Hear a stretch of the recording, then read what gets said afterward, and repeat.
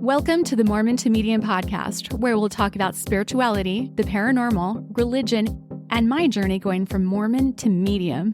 I'm Nanette Ride. Thanks for listening, and let's go have some fun. Don't be afraid.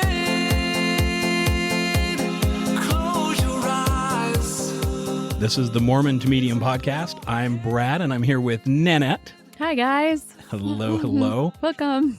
We are going to be talking about another haunted location in New Orleans. Last week, if you joined us, you'll know we got to talk about the famous and very macabre Lalaurie mansion and the horrific events that happened there.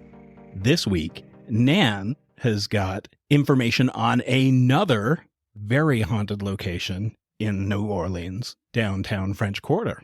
Right. And in the last episode, we also mentioned that Lalaurie got married in the St. Louis Cathedral. And I was like, had things, my light bulbs go off, because it's like, oh, okay, because that's supposed to be another place that's haunted. And so that's what we're going to talk about is the St. Louis Cathedral. Sweet. Yeah.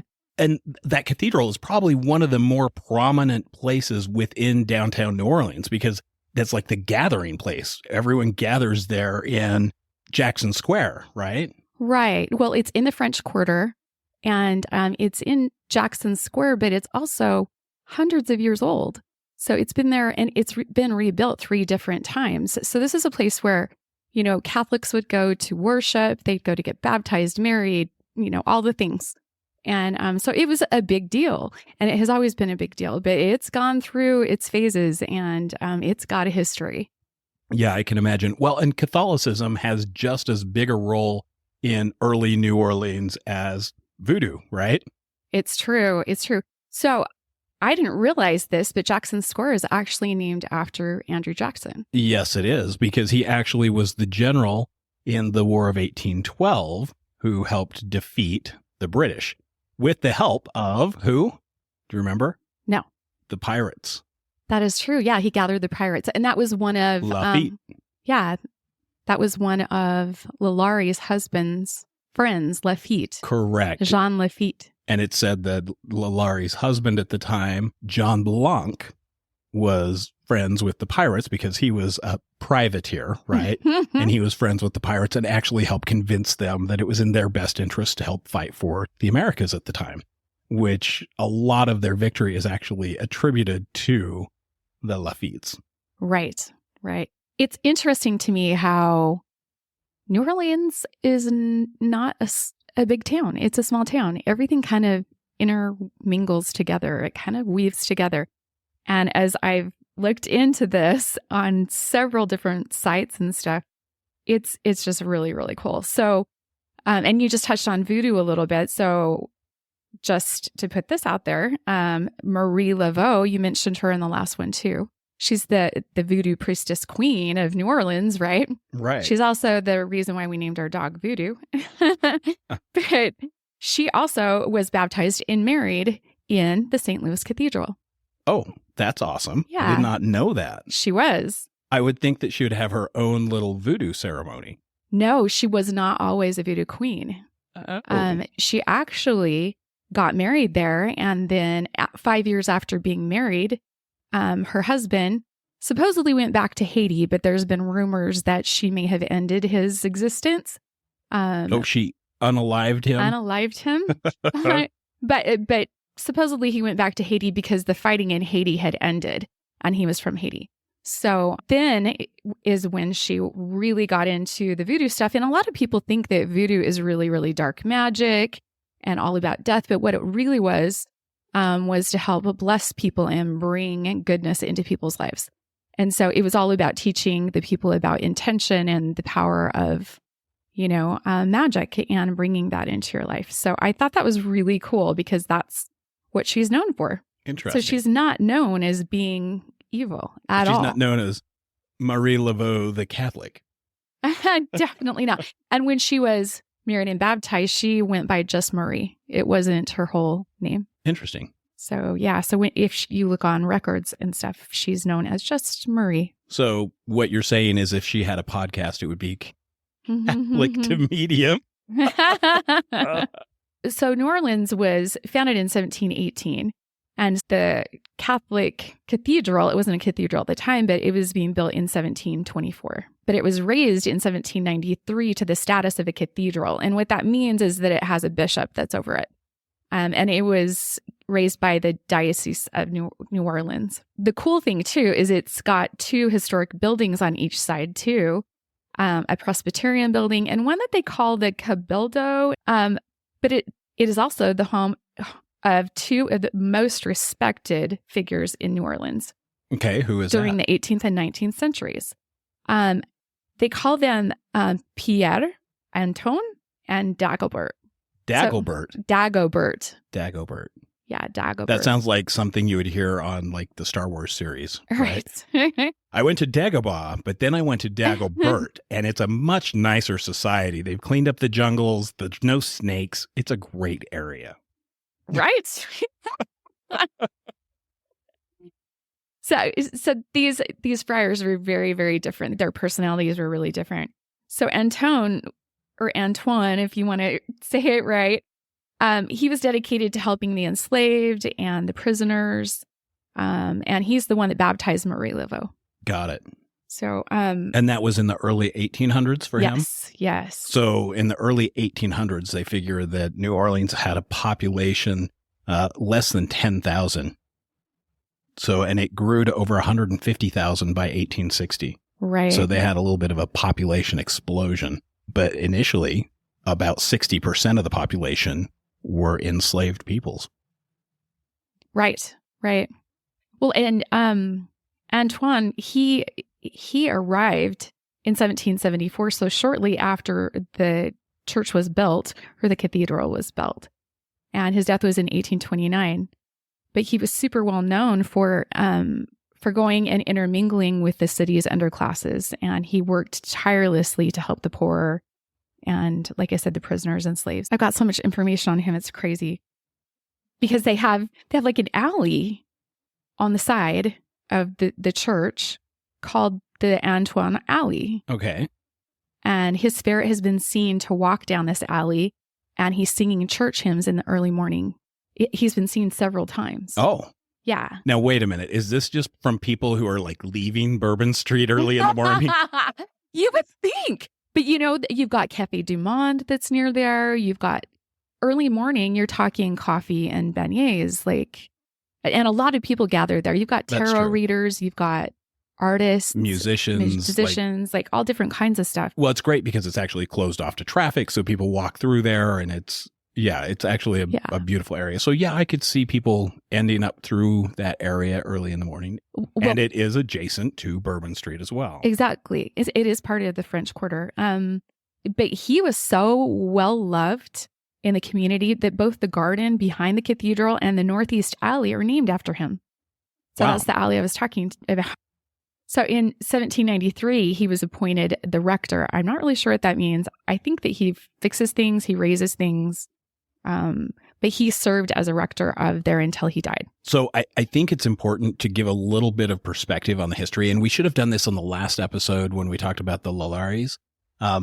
But New Orleans was initially part of the Kingdom of France. From 1718 till 1763, it belonged to France. In 1763, Spain took it over until 1802, which is when the French took it over. And they only had it for a short period of time. So 1802 to 1803, which is when the United States purchased that as part of that Louisiana Purchase. Exactly. And if you think about it, it's got all those ports all the way around there. And so it's really the hub of a lot of business. Yep, absolutely. And the Mississippi River comes right down there. Exactly. So anything you ship can go right there, into the United States. In or out. So exactly. Very strategic port. Yeah, it's a big deal, a really big deal. Very profitable. But back to Antoine. The day that he died, the whole entire city shut down. And all the businesses, they closed early that day to pay respects to his death. So he was a big deal to the city. And I think it's interesting that he would be seen in the alley, not inside the church, but inside the alley. Yeah, you would think that it would be, well, maybe they just don't report seeing him in the church because it's probably, people who work in the church who might see him. So maybe they don't report that a lot. Maybe so. The next one that is, really, really popular. And his main figure is Pierre Dagobert that we talked about. And he's originally from Quebec, but he moved to New Orleans to become part of the Catholic Church. And he became the priest of the St. Louis Cathedral in 1745. And as soon as he was appointed, he was praised for his kindness, his dedication to New Orleans. He was kind of a big figure. That's because he's Canadian. Everyone knows Canadian. Canadians are polite and kind.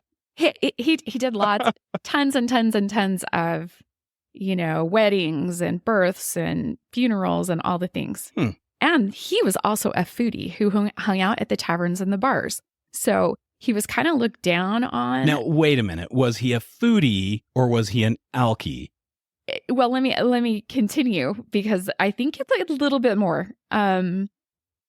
He was seen wearing non-traditional Catholic clothing. So he wouldn't dress the part a lot. And so they wore the dresses still back then, I'm sure, right? They also had like a 3-pointed hat that they would wear back then. And it's called a tricorn hat. And they kind of looked down on the fact that he was more lax. Gotcha. With things, but he also was seen in with the pirates. So was that hat like what you see George Washington wear all the time, that type of hat? I'm not sure. Look up a tricorn hat. I'm going to look that shit up. Hang on. Yes, it is. That is a George Washington hat. A George Washington. See? So he didn't want to wear it. So, but he would also. Maybe it's because that's what Jack Sparrow wore and he didn't want to be associated with the pirate Jack Sparrow. Right. What I find interesting too is in 1718, the church was dedicated to King Louis IV of France. Okay. And that's how it came up with St. Louis, because St. Louis is really what it is. But he's the only French king to be made a saint. Oh. So he's the only one. And I think that was really interesting. But the church stood for 70 years until a fire broke out in 1788 and tore through New Orleans. And then there was another fire that broke out in 1794. And you have to understand the houses are built really, really close together. Mm-hmm. And there's timbers. The timbers are made of cypress. So kind of like our big trees out there. Yeah. That's what they used. And the fire began at the home of an army treasurer, Don Vincent Jesus Nunez. Nunez? I guess is how you say it, though? It's Nunez business. I know. Anyway, he lived next door to the church. The fire broke out at his house, and it is known to just have swept through not only the church, but New Orleans. And it was on Good Friday. So on Good Friday, the priests had decided not to ring the bells as a warning to the people in New Orleans. And so they kept it quiet. And so the city burned. Oh, Jesus. And so that, with the heavy winds, made things burn really, really fast. And there was no warning to the people that this was happening. Wow. So it led to even more damage. So this was Antonio. He was the church priest, and he got blamed for the destruction of the city by lots of the locals because he didn't let people know with the bells in the church. Got it. That there was danger. So he didn't ring the bells, and they're like, dude, what's up? Yeah. Wow. So the second church was in 1794, and a year before that being rebuilt, it was raised to the status of a cathedral by the New Orleans diocese. The central spire and the clock were put on in 1815 to commemorate the victory of the Battle of New Orleans. And then in 1850, the church got a facelift. Most of the Spanish architecture was demolished and then rebuilt. The spire was made bigger and the whole church was made bigger because they had more parishioners. Interesting, again, in 1909, it was bombed. They have never caught the culprits. Wait, it was bombed? It was bombed. That's crazy. Yeah. You don't hear about that very often. Luckily, no one was there, and so no one was hurt, but they never did catch the culprit. And what year was that? In 1909. Wow. And then a few years after that, a Category 3 hurricane came through and wrecked the church again. What? And then in 2005, she's gone through a lot. In 2005, you have Hurricane Katrina that hit. But all that happened during that was a hole in the roof. So she tore a hole in the roof. This church has been dedicated by a couple of popes. So It's interesting because to be a cathedral is one thing, but to be a basilica is something different. Well, yeah, because I've heard Mhm. both of those names, but I have no idea what the differentiation is. So a cathedral, and the locals call this a cathedral, but the cathedral just means that it has a bishop that presides over it. But a basilica means it's blessed by the Pope and that it has extra leeway to do more things because it has the power of the Pope behind it. Interesting. So it's given the Pope's blessing. He doesn't Exactly. actually come and like, here's he a blessing. did. He did. Oh, So Pope John Paul IV visited the cathedral in 1964 and declared it a minor basilica. oh, well, I'll be damned. Isn't that crazy? Yeah. Very cool. But holy cow. Huh. That the thing has gone through so many things. I think it deserves to be a basilica, honestly. And then again in 1987, Pope John Paul II visited the cathedral or the basilica. That's super cool. Yeah.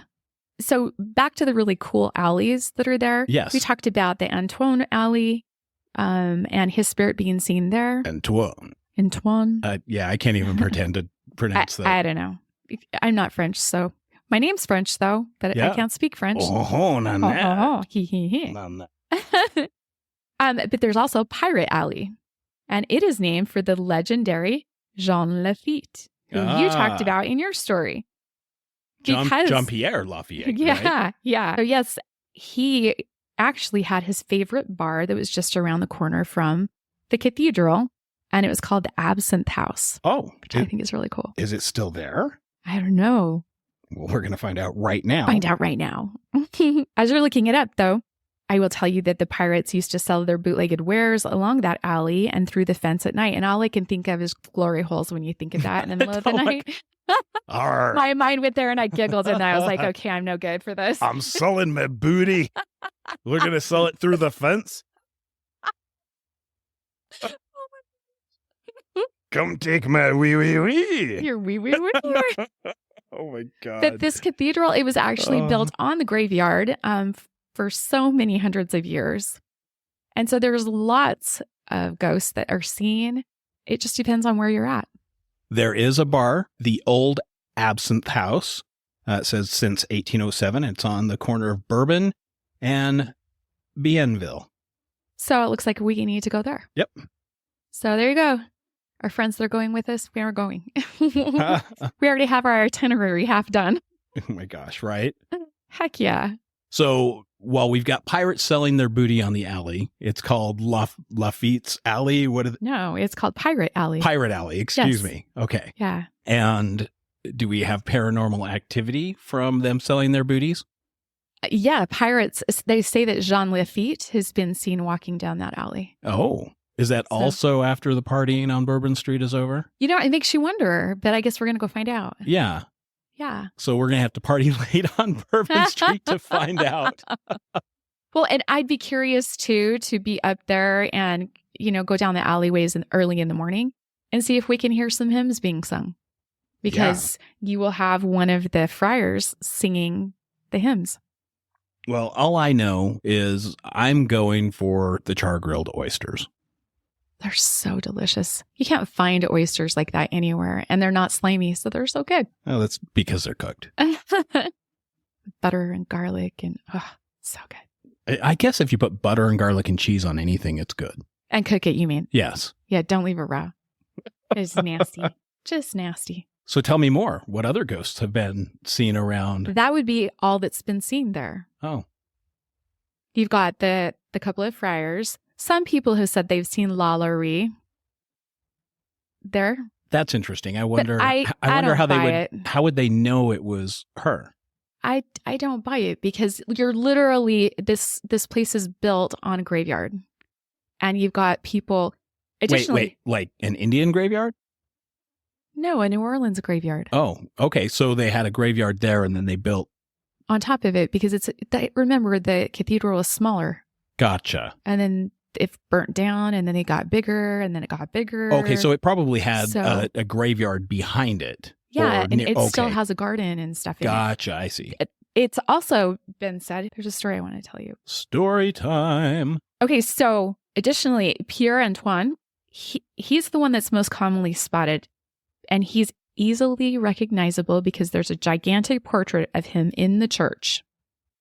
He's usually seen on the balcony or the altar, especially near the holidays. And people have seen him looking through the window at midnight mass, holding a candle. Wow. But he's also seen in that alleyway that bears his name, so the Antoine Alley. And he also appears early in the morning humming church songs, like I said. But he's been seen for over 100 years by many, many people. So he's kind of a normal one. Okay. So he's a regular. He's like, hey, yes, what's up? Here I am. And then you have Dagobert, who's commonly seen at the cathedral as well. They say that he can be heard singing a hymn called Kylie on rainy mornings. He tends to walk out of the St. Louis Cathedral and stroll down Pirate Alley, humming the entire way. Interesting. So this is the story I was looking for. This is interesting to me anyway. When Spain took over the city in 1768, a group of French Creoles ousted the new Spanish governor, and Spain didn't appreciate the revolt and sent their soldiers to come and crush the revolt. Oh. Here's the thing. Dagobert was actually working for the Spanish king. And so he was actually kind of a bit of a spy. Oh. A little bit. Yeah. Well, and so he was reporting back. Religion and politics have gone hand in hand for years. Yeah. Since the beginning of religion. Right. So that makes sense. It does make sense. So he reported back that he needed additional soldiers to kill these people. Because we also do very humane things in the name of God. I thought it was interesting. Anyway, 5 of the surviving Creole ringleaders were rounded up and shot, and the Spanish ordered the bodies not to be buried. But Dagobert felt really bad, and his men went and retrieved the bodies under the nose of the Spaniards, and Dagobert gave them a proper burial on the church grounds, and that is where he is seen to be guarding their bodies, because he was a guilty fucker. Interesting. So he's like haunted, and this is his punishment. Uh-huh. Wow. I think that's really interesting. Interesting. Oh, well, that'll be cool. Yeah, and again, you've got Lafitte that's there too. Do you think they're still having people sell booty through the fence? I truly doubt it. But there might be some glory holes. But there's also another pirate by the name of Reginald Hicks, who fell in love with a beautiful Creole woman just a few months before the War of 1812. He rushed to hurry and marry her because he found out that she was pregnant with his child, and he didn't want to leave her destitute. The only priest that would marry them was this German priest, who was in prison. So he stood on the other side of the prison bars and got married to her. Oh. And then he was killed in the war. So they say that the Hicks walks those alleyways and is haunted because that's where he married her, and his life kind of was good then and then fell apart in the war. So interesting. Yeah, so there's a couple of pirates, a couple of friars, other people that can be seen. So I think this place is worth checking out. Men of the cloth, men of the sword. Yeah, I think it's interesting that the pirates had anything to do with the cathedral or the people that were there. You would think that they would be looked down upon or something. I mean, hello, you look at the culture now, you're not doing certain things, you're looked down upon. So you'd think. Yeah, well, I mean, they were such an essential part of the entire founding of New Orleans, though. It's true, with all those ports and everything. Without them, nothing would happen, including the slave trade. I mean, all of it. Correct. Yeah. Fascinating. Wow. Well, I can't wait to go and see. I know. We've never gone in there. We've seen it. No, we've seen the outside. Never gone in. The pictures of the inside look beautiful. They do. And I want to see this picture of Antoine. Well, I'm very much looking forward to exploring this haunted area, and we'll just add that right along with the Lalaurie Mansion, Jackson Square, and St. Louis Cathedral. Right. And we're going to look into some more places too. I think there's many, many more. I want to see what's it called? Midget wrestling? No. Ew. You are so fixated on that. You're so 14. I don't know that I can call it that. Little person wrestling might be more appropriate. Ew, no.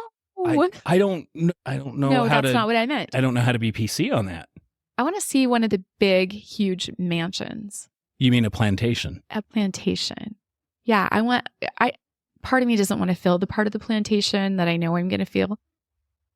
But I just want to see. You went to a big plantation in Nashville. In Nashville, I did. And my heart got upset. I felt some stuff. Yeah. Yeah, so The maybe, slaves' quarters were not wonderful. It was Jackson's plantation. well, Andrew Jackson. that's a coincidence Why? because we're going to see Jackson Square. Jackson Square. Yeah. But it's a different Jackson, right? No. It's the same one? Andrew Jackson's Andrew Jackson. Oh. Yeah. Same Andrew Jackson. Are you kidding? I didn't No. realize that. I know my history. Okay, let me just put this out there. I had a really boring history teacher growing up. And so history was not my forte. I love it now as an adult, but yeah, it wasn't my forte because it was boring from the teacher. I think it's super interesting now, though. So, okay, so I'm putting my history together. That's crazy. That's Yeah. really cool because I've been to his place, Yeah. the Hermitage. The Hermitage. That's Yep, right. in Nashville. Yeah. And I did feel some really, really, really heavy energy there. Oh, I can imagine. And I cried. I stood in one place and just cried and cried. So, yeah, this will be interesting. Fantastic. Fantastic. I don't know that that's the right word. That I cried? Rude. Yeah. Like I said, that's not the right word. Yeah, you're at a loss for words. Do you know what? I mean the right thing. I just don't always say the right thing. That is freaking true. I know your heart is pure, but sometimes. Well, I'm super excited to go to New Orleans with you and discover all kinds of haunted places, beautiful places, amazing food, Yes. and great friends. Heck yeah. In fact, if you've been listening to the podcast, you will remember Wylan from episode 66. We're actually going with Wylan and his wife to New Orleans. We're very excited about it. It's going to be a ton of fun. So we can't wait to get back to everyone and let you know what we learn. They're super fun. And I think that Wyland's wife is like one of our greatest fans. Yeah. She has our show memorized. She knows more about our show than we do, I think. Yeah. Shout out to Kristen. She's Yeah. fucking awesome. Fucking awesome. Yeah. And there's our F-bomb. So that makes our show explicit. And it's only available to adults now. Well, shit. Well, all for Kristen. You're welcome. Fucker.